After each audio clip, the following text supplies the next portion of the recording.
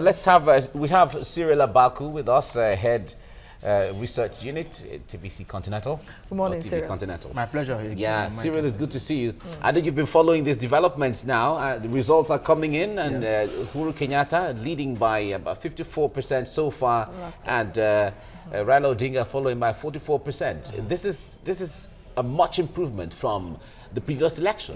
Of course, it's quite a wide improvement. With 19 million voters registered, Uhuru already has about, Uhuru has opened a 1.3 million gap, you know. He's leading Raila by 1.3 million voters. And it's quite instructive. For me yesterday, I mean, the narrative about the elections were too close to call, eventually election day has come, and the voters have made a statement, you know, creating what could be the difference, the eventual difference. That's what we are seeing right now. But I think that listening to Raila Odinga, really those statistics and those allegations, which is what I feel they still are. Of course, that's what we just said, yes, allegations. Those are very serious allegations. But again, those are also political allegations. I am expecting two responses. One, having heard from Raila Odinga, I think we also need to hear from the election management body to verify or denounce, and then also bring up evidence as to say that this didn't happen, or this indeed happened, one. Then number two, and then again, the election management body ought to, because by law, they have about a week to announce the results.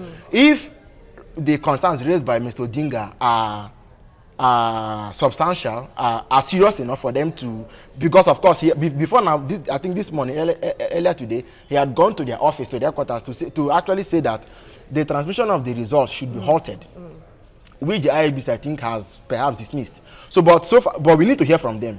They need to also come out and tell us the outside of the story. One. Then number two, the election has been made into a two-horse race, which it technically is not, because really there are other contenders, about 6 or 7 more. Exactly. Yes. So we need to also hear from them. What are also their own observations?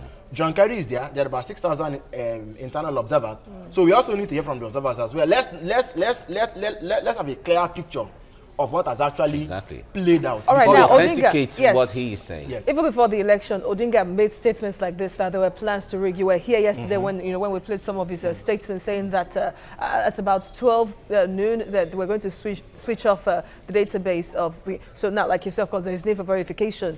He has come out with his own proof, according to him, is evidence, not proof, evidence. So there is need for other people to and the players to come out to defend themselves, if not. But let's look at the turnout yesterday. It was quite impressive, large turnout everywhere in the country.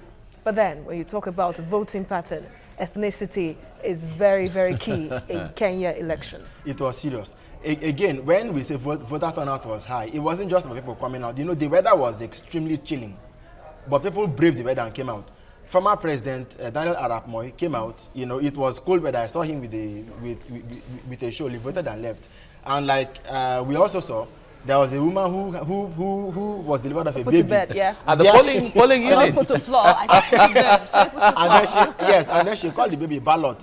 In Ken election law, if a woman comes to the polling booth with a baby in her hand, she's expected to beat the queue and vote. So what the election... So if you have babies, really, if you have kids in your hand... Yeah. So what they did was to make sure... Because Kenyans always do this thing of, they rent babies. They did it yesterday. Somebody rent his baby to a voter, say take it, go there. So but what they did was to put the ink on the baby's hand. On the babies, so that you can't come back to that same. Someone else can't come back to that same baby. Some still got away with it yesterday. They still rented babies, you know, and some were able to jump queues. Well, they did. It was when they discovered that they had to. Yeah, yes, but I think that the bigger picture here is that, against all the expectations, the first part of the work has been done, which is to say that the elections took place peacefully and calmly. You know, particularly, you know, Western Kenya, which is what's his name, Odinga's stronghold, and then Central Nairobi down to the other part is supposed to be Uhuru's. The city centers are up for grabs. Those are the what in American parlance they call swing states. You know, so the battle has been for those swing areas. I think we need to pay close attention to what happens in those swing areas. 1.3 million votes will be a far cry, Mike and Aziza, will be a far cry to, even if you invalidate or upturn half of that. 1.3 million is quite a far cry. Very, very clear. So somehow I think it may be safe to say that someone has already coasted home. Well, until it's Now, announced officially. but let's look at the turnout and what it translates into. The Kenyans are having high expectations. What do you think influenced their voting patterns? Well, this is serious. You know, yesterday I was talking about strategy, and to be very frank with you, if you ask in average electoral circles in Kenya, there were concerns that the same political consultancy that delivered Brexit in the UK and that delivered Donald Trump, despite his very bad politics in the US, was also had been hired to deliver Uhuru Kenyatta. And they did. Well, and they're doing. Apparently. From preliminary results show that Uhuru Kenyatta is leading by 54%. If at 80, Cambridge Analytica is not people that you take for granted. They are the equivalent of a SEAL brigade, but they do their own in the psychological sense. You need to know what you're up against when you're up against Cambridge Analytica. They've delivered in Ukraine, in Latvia, in Moldova, in the United States. Where can they deliver? I mean, from the time news came that they had been engaged to deliver for Uhuru Kenyatta. So we saw that, yes, in terms of strategy, he was going to get something, because in those swing states, they were going to, what they usually do is to their data miners, they target the undecided, and then they hit them out with messages that yes, let me come in at this point, because it's not just about getting 50% plus one vote to win. It's about spreading. Yes, you must win in like about 25% in 24 out of 47 counties. And I think that Uhuru has a very strong lead. Now, another thing you look at is this: in terms of economic policy, there is inflation, there is famine. People, the herders in Kenya are having a very difficult time. In fact, in some places, I think in Pokot and other places, of drought. Yes, people are having to sell off their sheep, and then so the economy is in their streets. But in principle, Raila Odinga and Uhuru Kenyatta are not too different in economic policies, except that because of Uhuru Kenyatta's training, in the US, he's a bit more pro-business.